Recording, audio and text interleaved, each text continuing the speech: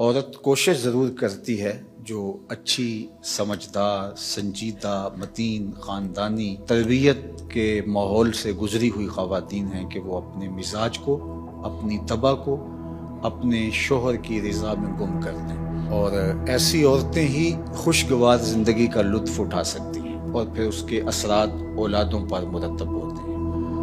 اور مرد کے حقوق کو بیان کرنے کے لیے اللہ کے محبوب علیہ السلام نے جو تمثیل بیان فرمائی ہے اور جو پیرایہ گفتگو حضور نے اختیار فرمایا ہے، اس سے بہتر ہو ہی نہیں سکتا۔ ہوا اس طرح کہ صحابہ حضور کی خدمت میں حاضر ہوئے اور کہا کہ ہمارا اونٹ دیوانہ ہو گیا ہے۔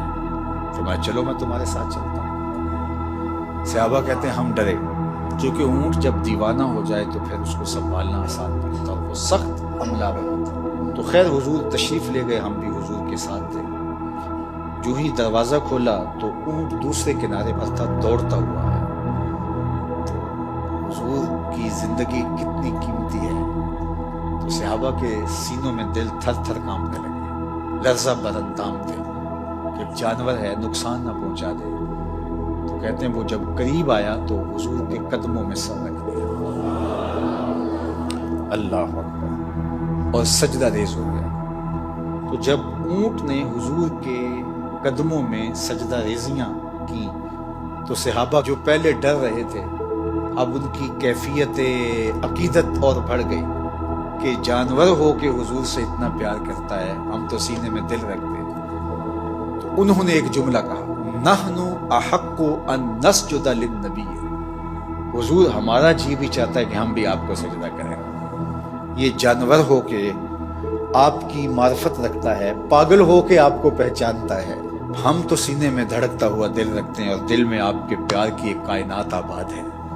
تو پھر ہماری پیشانیوں کے اندر بھی سجدے ٹپک رہے ہیں، ہم بھی آپ کو سجدہ کرنا چاہتے ہیں۔ تو آقا کریم نے فرمایا اگر میری شریعت میں سجدہ جائز ہوتا تو میں بیوی کو حکم دیتا کہ شوہر کو سجدہ کرے، لیکن کسی کے لیے سجدہ روا نہیں رکھا گیا۔ تو یہ حضور نے سجدے کی ممانعت کو بھی بیان کر دیا اور شوہر کے جو حق ہیں بیوی کے اوپر ان کو بھی بیان کر دیا۔ تو اس سے بہتر انداز گفتگو کا تکلم کا نہیں ہو سکتا جو اللہ نے اپنے محبوب کو عطا کیا۔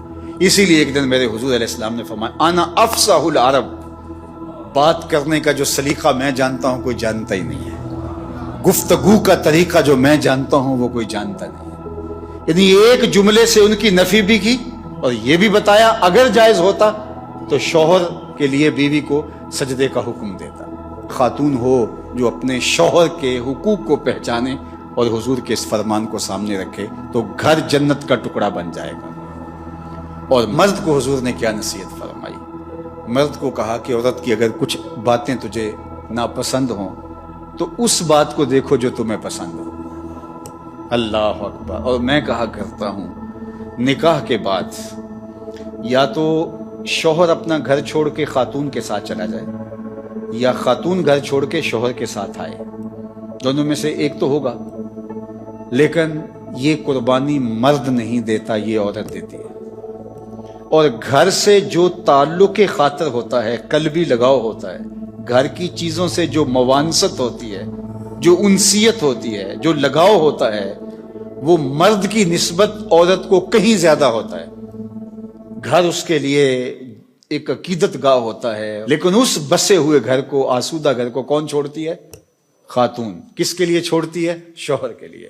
مرد صرف یہ ذہن میں بٹھا لے کہ میرے لیے اس نے جہان چھوڑ دیا تو اس کی بہت ساری غلطیوں سے وہ درگزر کرے گا۔